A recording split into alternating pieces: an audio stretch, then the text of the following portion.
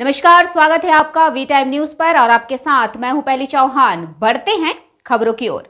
फरक्का के विधायक मोनिरुल इस्लाम ने आज आरजीकर अस्पताल में दुखद दुर्घटना पर प्रतिक्रिया व्यक्त की।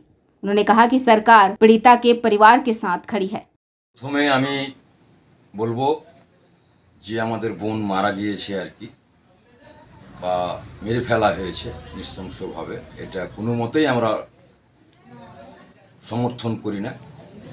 নাক্কারজনক ঘটনা, এই ঘটনার তীব্র নিন্দা জানাচ্ছি এবং অবশ্যই দোষীর আমরা ফাঁসি চাইছি। যে মেয়ে মারা গেছে আর কি আমাদের বোন, তার পরিবারের প্রতি আমরা সমবেদনা জানাচ্ছি। সর্বত্রভাবে আমাদের মুখ্যমন্ত্রী পরিবারের পাশে আছে, আর দোষীদের চিহ্নিত করে ফাস্ট ট্র্যাক কোর্টে বিচার করে দ্রুত ওকে ফাঁসিতে ঝোলানো হোক, এটা আমাদের মুখ্যমন্ত্রী আগেই বলেছে।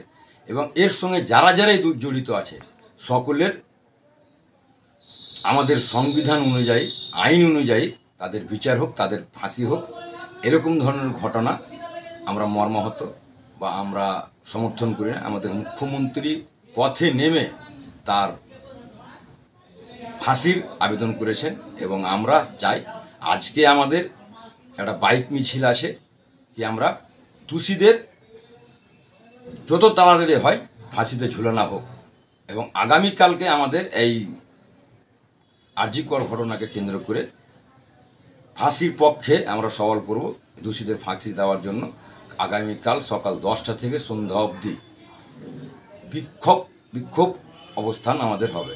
আর আজকে আমরা বিক্ষোভ মিছিলের মাধ্যমে আমরা যে মেয়ে মারা গেছে আর কি তার পাশে তার খুনিরা যেই ষড়যন্ত্র করে যে মারা হয়েছে তাদের আমরা দ্রুত বিচার করে তাদের ফাঁসিতে ঝুলানো হোক, তার জন্য আমাদের আজকে গোটা বিধানসভা ব্যাপী বিক্ষোভ মিছিল আমরা করছি আর কি। তা আমরা পরিবারের পাশেই আছি।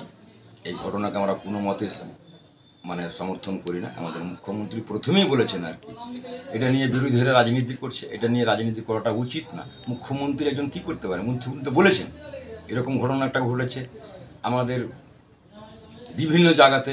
আমি এটার সঙ্গে কম্পেয়ার করছি না, ইউপিতে এরকম করেছে, আপনার রাজস্থানে হয়েছে, এমপিতে হয়েছে, মণিপুরে চলছে।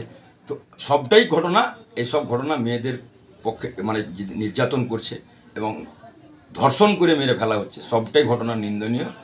সেই অপরাধীদের আমরা বিচার চাই এবং ফাঁসিতে লটকানো হোক। এই ধরনের যেই ক্রাইম করবে, অপরাধ করবে, তার ফাঁসি হওয়াটাই বাঞ্ছনীয় আর কি।